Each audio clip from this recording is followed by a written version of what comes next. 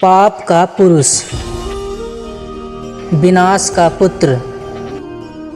इस संसार में घोर अंधकार छाया है, किसी को दिखाई नहीं दे रही है। हम क्या कर रहे हैं और क्या नहीं कर रहे हैं, किस मार्ग पर चल रहे हैं, किस मार्ग पर नहीं चल रहे हैं, किसी को भी कुछ भी ज्ञात नहीं है। ऐसा अंधकार है जो किसी को भी कुछ भी दिखाई नहीं देती है। हम सब प्रार्थना करते हैं, हम सब बाइबल पढ़ते हैं, परंतु इसका निर्णय हम नहीं ले पाते हैं। कहाँ अंधकार के कार्य चलता है, कहाँ परमेश्वर का कार्य चलता है। शैतान तो स्वयं चर्च में बैठकर कार्य करता है। दूसरा थिस्सलुनीकियों 2 अध्याय के 4 वचन से 5, जो विरोध करता है और हर एक से जो परमेश्वर या पूजा करता है, अपने आप को बड़ा ठहराता है, यहाँ तक कि वह परमेश्वर के मंदिर में बैठकर अपने आप को परमेश्वर प्रकट करता है। क्या तुम्हें स्मरण नहीं कि जब मैं तुम्हारे यहाँ था तो तुमसे यह बातें कहा करता था। राजा अपने इच्छा के अनुसार काम करता है, यहाँ तक कि लोग कोई मुख्य पद पर होते हैं तो अपने आप को ईश्वर ठहराने लगते हैं।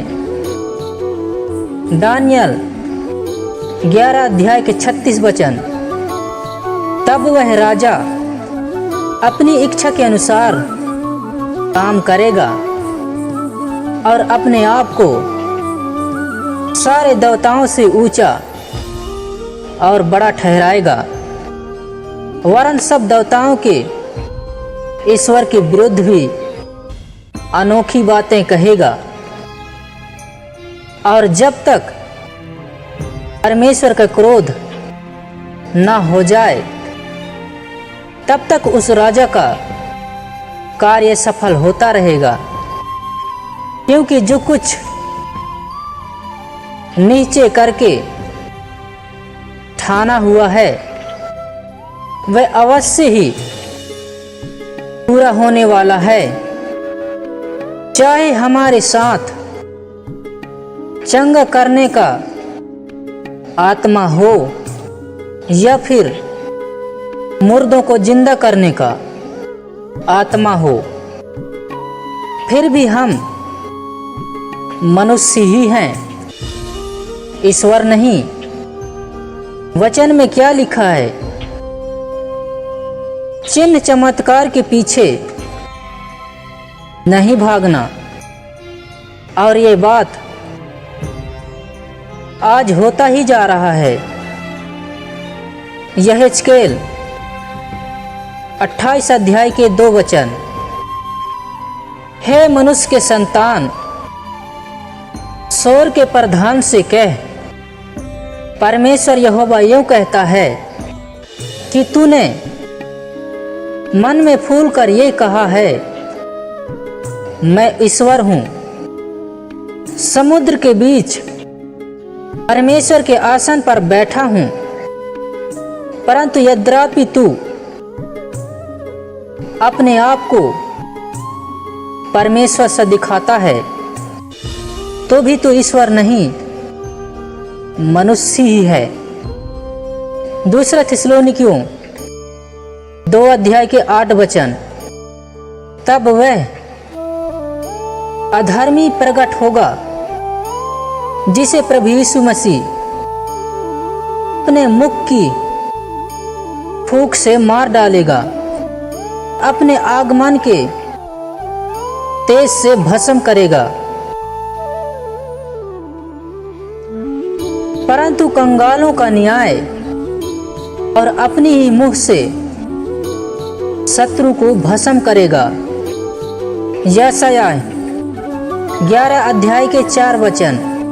परंतु वह कंगालों का न्याय धर्म से और पृथ्वी के नम्र लोगों का निर्णय खराई से करेगा, और वह पृथ्वी को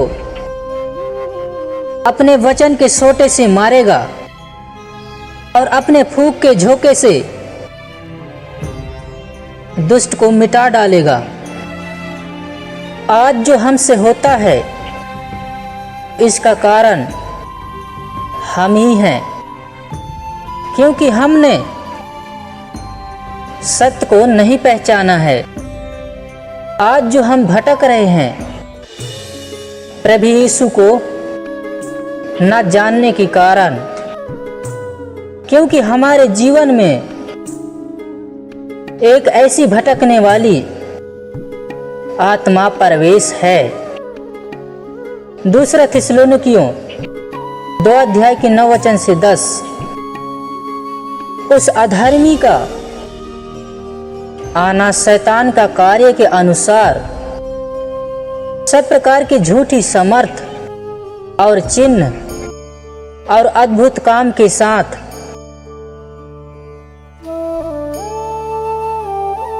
और नाश होने वालों के लिए अधर्म के सब प्रकार के धोखे के साथ होगा, क्योंकि उन्होंने सत्य के प्रेम को ग्रहण नहीं किया, जिससे उनका उद्धार होता। सावधान, क्योंकि भरमा देने वाले आप पहुंचे हैं। मत्ती 24 अध्याय के 24 वचन। क्योंकि झूठे मसीह और झूठे भविष्यद्वक्ता उठ खड़े होंगे और बड़े चिन्ह और अद्भुत काम दिखाएंगे कि यदि हो सके तो चुने हुओं को भी भरमा दे।